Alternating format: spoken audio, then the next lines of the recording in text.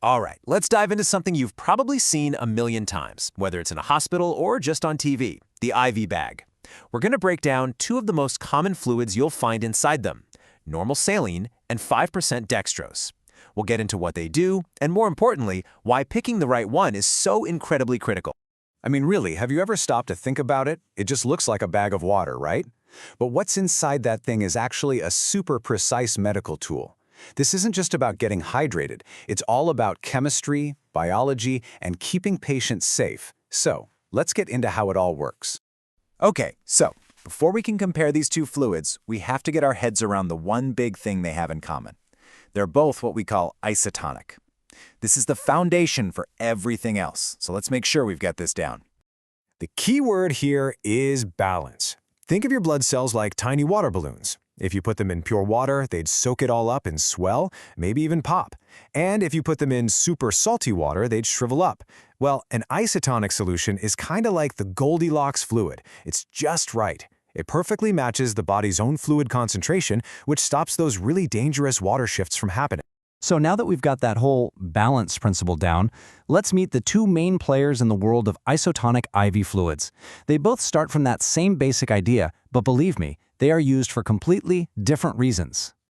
First up, we've got 0.9% normal saline. The easiest way to think about this, it's basically the saltwater solution. This stuff is one of the most widely used IV fluids on the entire planet. You almost always see it called NS for short. Now, that normal part is really important. It's called that because its concentration of salt is designed to perfectly mimic the natural saltiness of our own blood.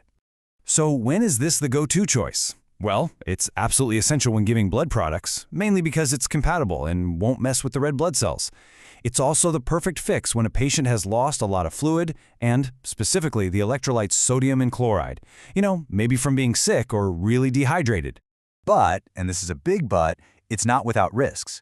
For patients who have heart or kidney problems, their bodies already have a tough time managing salt and water, so adding a bunch of saline can easily lead to fluid overload, which puts a really dangerous strain on their whole system. That's why for these folks, constant monitoring isn't just a good idea, it is absolutely essential. All right, let's switch gears to our second fluid. This is 5% dextrose, or D5W for short. And if saline is our saltwater solution, you can pretty much think of this as the sugar water solution. Now looking at it, it looks exactly the same, doesn't it? But don't let that fool you. The key ingredient here is dextrose, which is just a simple sugar. Here's the catch. It's isotonic in the bag, but once it gets into the body, it acts totally differently. And that is a critical distinction. You can see right away the uses are very different. For a patient with super high sodium levels, D5W is perfect. See, the body just metabolizes the sugar for energy almost instantly, leaving behind what's called free water. And that free water helps dilute all that extra salt. It's also, not surprisingly, a direct fix for low blood sugar, and it can help with general dehydration too. And this is where knowing the difference can literally be a matter of life and death. The warnings for D5W are no joke. You never, ever use it for resuscitation. Why? Because after a major trauma, the body burns through that sugar, leaving behind plain water that just won't stay in the bloodstream to keep blood pressure up. And even worse, for a patient with a head injury, all that free water can actually increase swelling in the brain. These aren't suggestions. They are hard and fast rules. So what we have here are two fluids that look identical but have completely different jobs and, as we've seen, completely different risks. This brings us to the most important part of this whole thing, making that critical choice.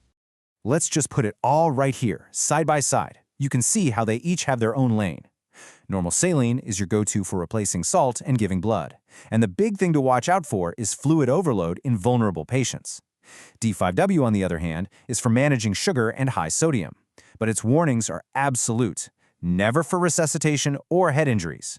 You cannot swap one for the other. Making the wrong choice can have devastating consequences. Because the stakes are so incredibly high, let's just boil it all down to the most important safety rules. Seriously, if you walk away remembering only two things from all of this, let it be these next two. I mean it.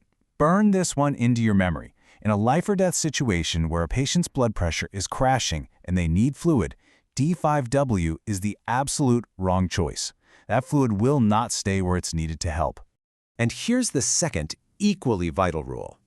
Giving D5W to a patient with a head injury could make brain swelling worse, and that can be catastrophic. These 2 points are completely non-negotiable in medicine. You know, when it's all said and done, it all boils down to this one simple but really powerful principle. It's all about understanding what's actually in the bag, knowing how it's going to work in the body, and matching that to the specific needs of the patient. That's what makes for a safe and effective decision. So let's wrap up with a little real-world puzzle. Imagine this. Your patient has low blood sugar, which immediately makes you think of dextrose. But they also have a history of heart failure, which is a condition where you have to be so careful with fluids. So, what do? This is where the real art and science of medicine kicks in. You have to weigh the risks and the benefits, and then monitor that patient like a hawk. What would you be watching for? It's a tough choice, and it's the perfect example of why truly understanding these fluids is so important.